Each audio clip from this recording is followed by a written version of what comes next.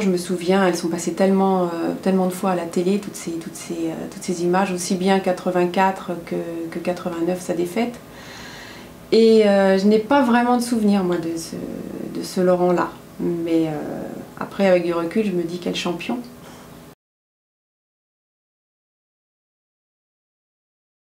Il était très jeune quand il a gagné son premier Tour de France, donc forcément une vingtaine d'années, donc on prend un petit peu la grosse tête. Il l'avait reconnu lui-même. Du coup, il était assez arrogant, effectivement, avec les journalistes, avec même ses équipiers. Et puis après, il s'est calmé en vieillissant.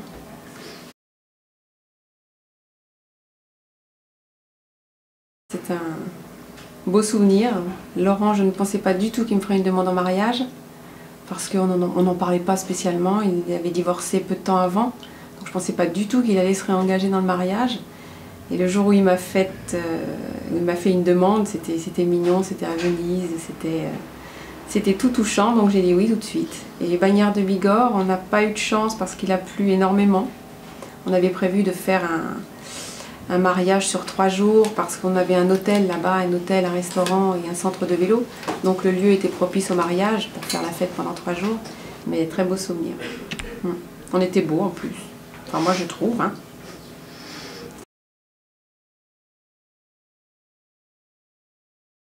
C'était peu de temps avant de découvrir qu'il était malade. Donc en pleine promo du livre, il a joué le jeu. Il vous a tous reçus, les journalistes, les uns après les autres. Mais c'est vrai qu'au fond de lui, il avait ce cancer qui le rongeait et qui lui prenait beaucoup de son temps et de son énergie. Mais je l'ai trouvé très fort pour sa promo, parce qu'il a réussi à dissocier les deux. Et pourtant, on était complètement au fond du gouffre hein, quand on a appris ça. Voilà, donc là, il est assis sur il est à la maison sur cette photo. Et là, je vais déménager, je vais essayer d'amener ce canapé où je l'ai vu très longtemps dessus, des heures et des heures à regarder le sport ou à bouquiner sur ce canapé. Donc c'est rigolo, un petit clin d'œil. C'était l'avant-dernier week-end. On a pu s'échapper un petit peu chez des amis en Normandie le dernier week-end. Celui-ci, c'était l'avant-dernier. C'est la dernière photo de nous que j'ai prise moi-même avec l'appareil photo au bout du bras. Et je sais pas, j'avais envie de faire des photos ce jour-là. Je le trouvais beau, je le trouvais sexy. Et il me disait arrête avec tes photos. Et finalement, je regrette pas parce qu'on ne prend jamais assez de photos. C'est dommage. Faites-le. Faites-le dans la famille, faites-le avec vos proches. Il faut vraiment prendre des photos parce qu'après on le regrette. Et même si la maladie le gagnait puisqu'il est décédé 15 jours après, je la trouve belle et je ne m'attendais pas du tout à le perdre tout de suite derrière. Il n'a pas une tête de malade, il n'est pas... Ouais.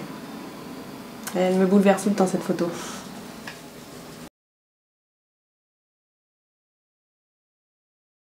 Je pense qu'on est tellement sous le choc que j'ai l'impression d'avoir été spectatrice de quelque chose qui m'échappait vraiment et qui n'était pas réaliste. Donc on n'est pas complètement effondré le jour de l'enterrement, bizarrement. C'est pour ça que les gens disent souvent là, mais qu'est-ce que tu as été digne. Mais en fait c'est naturel, je pense que le corps se bloque, il n'y a plus d'émotion, il n'y a plus rien. Et c'est après qu'on réalise. Mais ce jour-là, ça m'a fait chaud au cœur de voir tous les gens qu'il aimait.